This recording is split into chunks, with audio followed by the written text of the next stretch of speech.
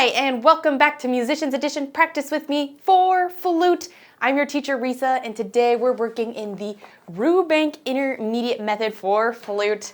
Today we're on page 36 looking at chord etude and the chromatic etude, okay? So this chord etude, it can be a little challenging, so we're gonna take this nice and slow, okay? A lot of it is arpeggios, to be honest. I know where it can throw a lot of people off is it switches from major to minor. It just might sound a little funky, or we do have some sharps coming up. So let's go ahead. We're just gonna go ahead and give this a try, okay? We're in common time, no sharps, no flats, though there are accidentals a little later on. Okay, so here's what we're gonna do. For right now, we're going to just play the major part, okay? So it'll end 1, 2, 3. End of line 3 is where we're gonna stop, okay? We're gonna break this into 2. All right, nice and slow, first half. 1, 2, 3, 4.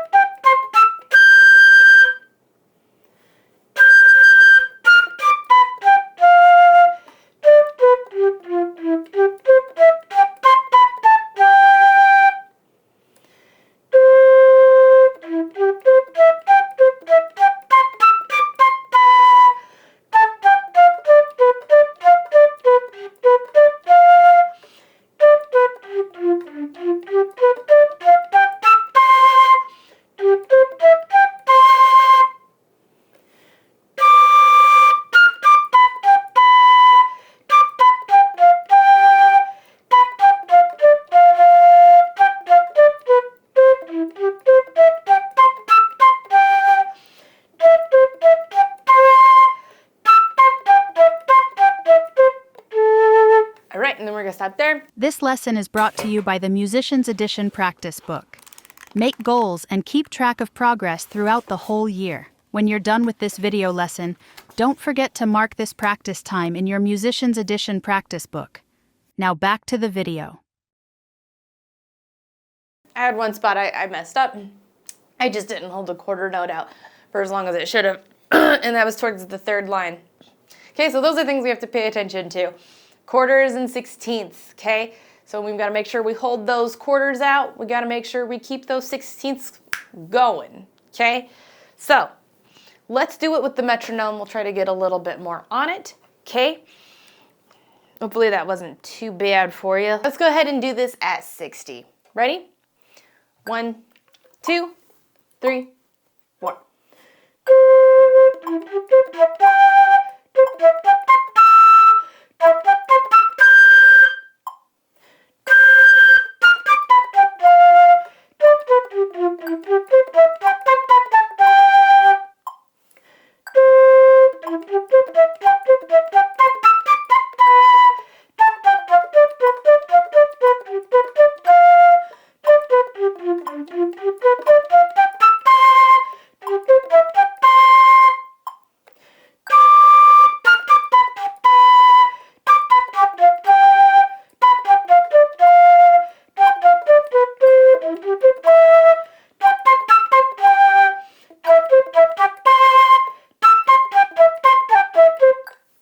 All right, and there we go. So there's going to be a few areas you probably are struggling with a little bit more than others. So I think the first 2 measures, they should be fine. Let's go over it. Okay, these really are just kind of arpeggios.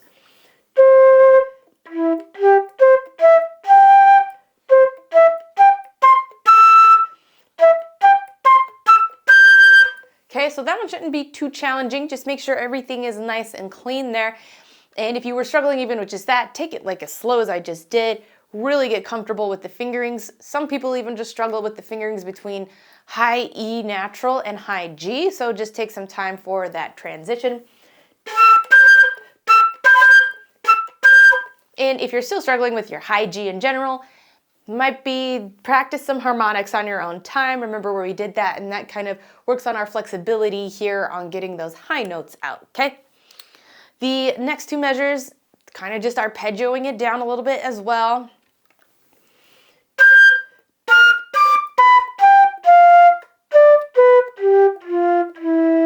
And then it continues, still arpeggioing.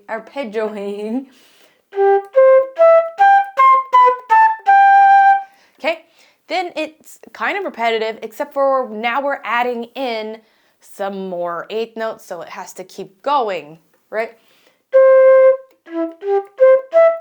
This is where the other eighth notes are added, and so instead of holding it out, okay, and now we're taking it up even higher.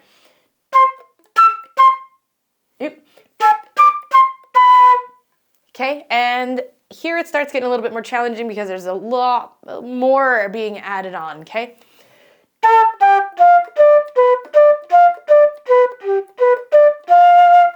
And even if that's too much, what I find helpful is just marking where the beat hits, okay? Know what note hits on the beat. That'll help keep things flowing. And if you just get lost and you're like, that's too much, just do those notes. Right? And then you can start gradually adding more in. So I would do eighth notes then.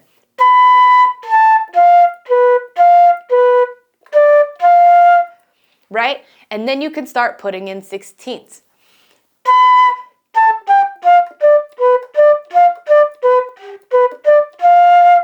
Okay, so take it slow, break it down if you need to, okay?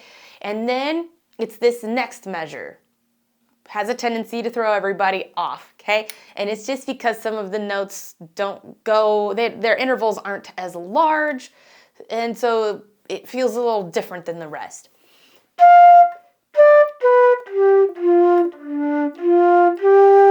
It's always that G. It's that G that has a tendency to throw people off. So if you missed it, all the times we've played it, circle it, mark it. That's G, okay? A lot of us want to play A because a lot of times we've been going A, C, E, A, C. This is not that, okay?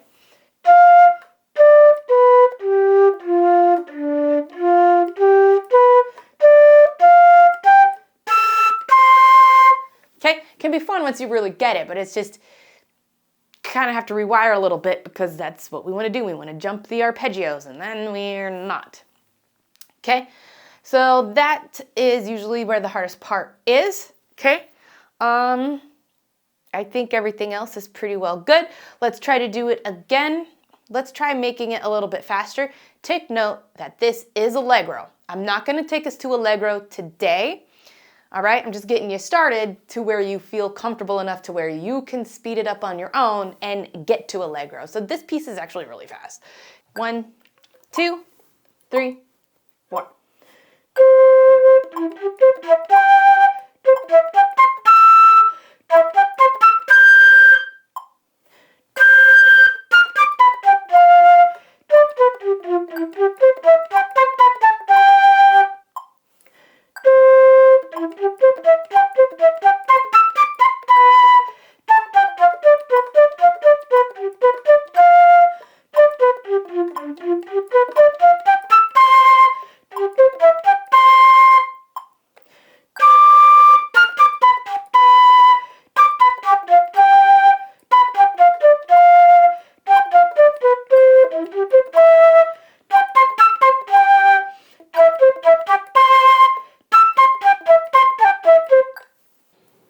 All right, excellent job. That's as fast as we're going to take it for today is just the 60, so make sure you take time to speed that up. All right, but we do have to do the second half now, so it switches over to minor now, okay? We started on C, making it happy. Starting on A, makes it sound sad, okay? Also take note, this is where our G's are going to move on to sharp as well, okay? So I guess with the sharp, that might change it.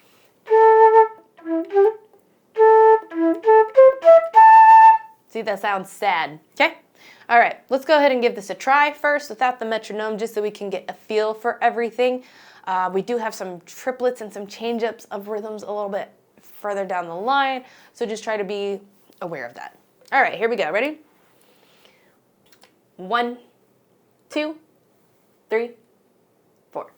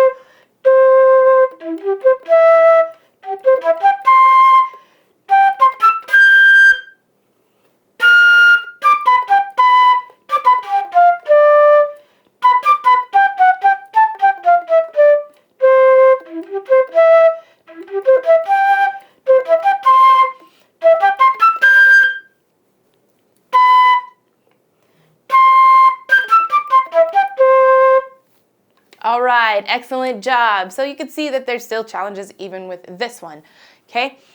So it'll be kind of the same thing. The first measure, it's not so bad, right?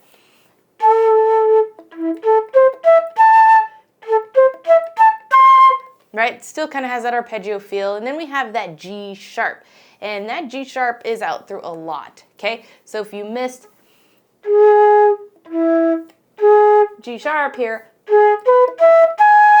back to G sharp. Okay, because it kind of feels and looks like the measure's large just for how many we're fitting in. So you might need to mark those G sharps in. Okay, and then let's see. Still just kind of going with the G sharps.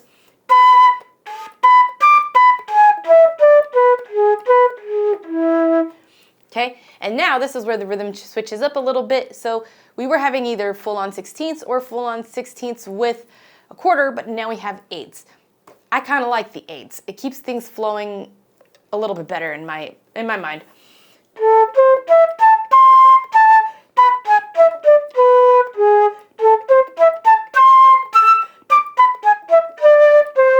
Right? Okay, and then where everyone's probably having the most challenges with, and I do particularly too, especially when I'm not using the metronome, is those triplets. Okay? 1, triplet, 3, to 16ths, 4 rienda. Okay, so that's going to help tremendously when we have the metronome, I think, help carry things and count things. So that was a little challenging without the metronome. So let's go ahead and put the metronome on, and we're going to play that second half there. Okay, let's do 60. Ready? 1, 2, 3, 4.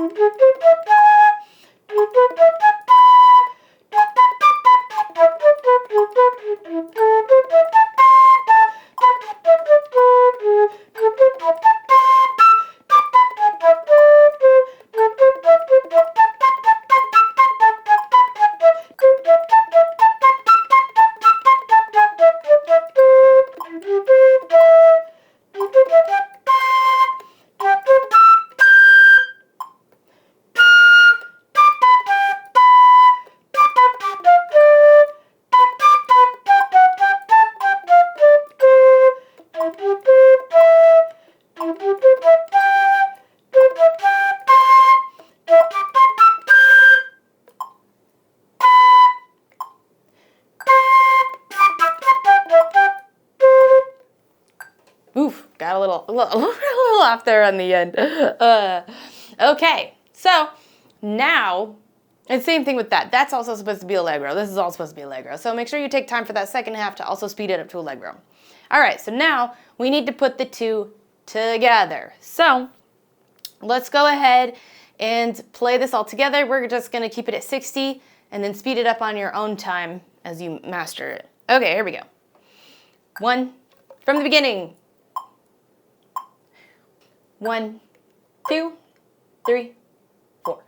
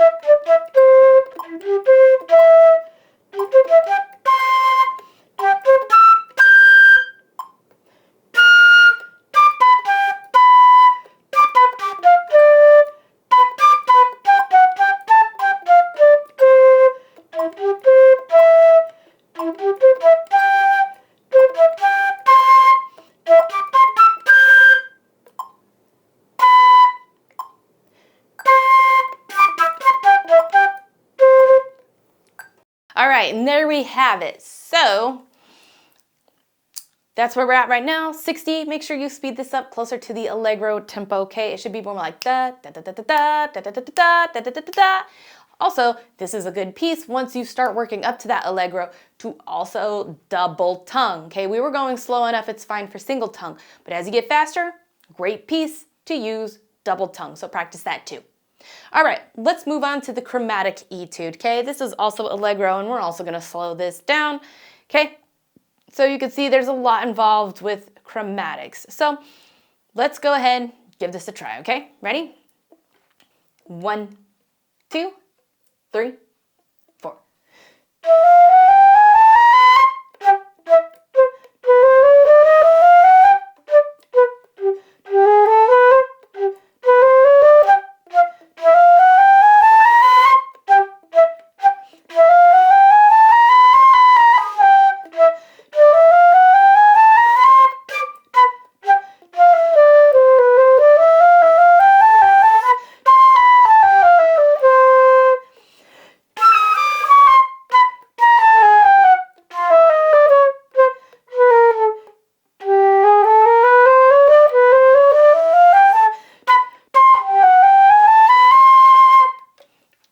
There you go. So this one, a lot of times with chromatic, it's overwhelming to see them note by note.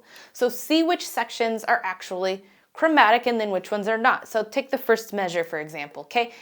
When you're first looking at them to determine who's chromatic and who's not, you can just play it note by note to determine.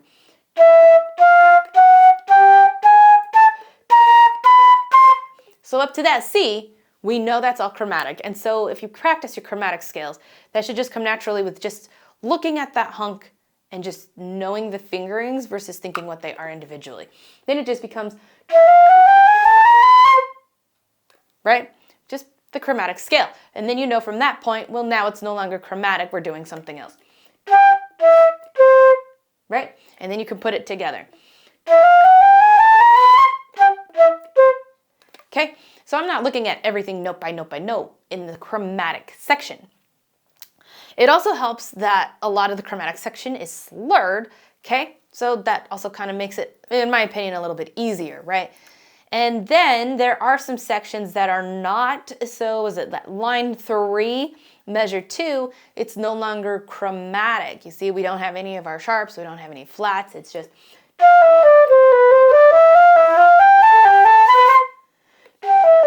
right? So you could just tell, and that's the thing I think, you just have to learn to recognize what's chromatic, what it looks like, okay? Because then you can tell going forward, that's chromatic, that's not chromatic, that's chromatic, that's not chromatic, okay? And I think that's just what's gonna help you get through. And there towards the end, it kind of sounds circusy, huh? But it's kind of the same thing.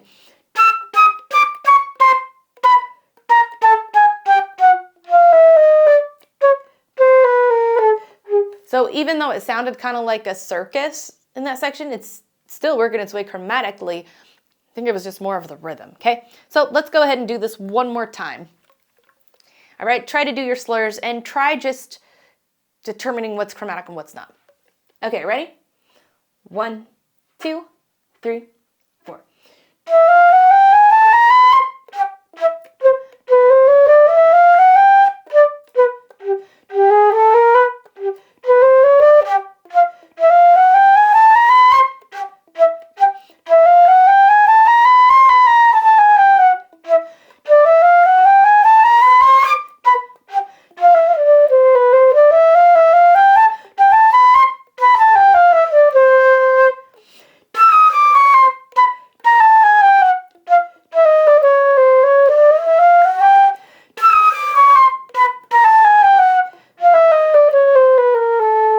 All right, excellent job. So for both of these exercises, make sure you find your pace you're comfortable at, master it, slowly speed it up till it's Allegro, okay?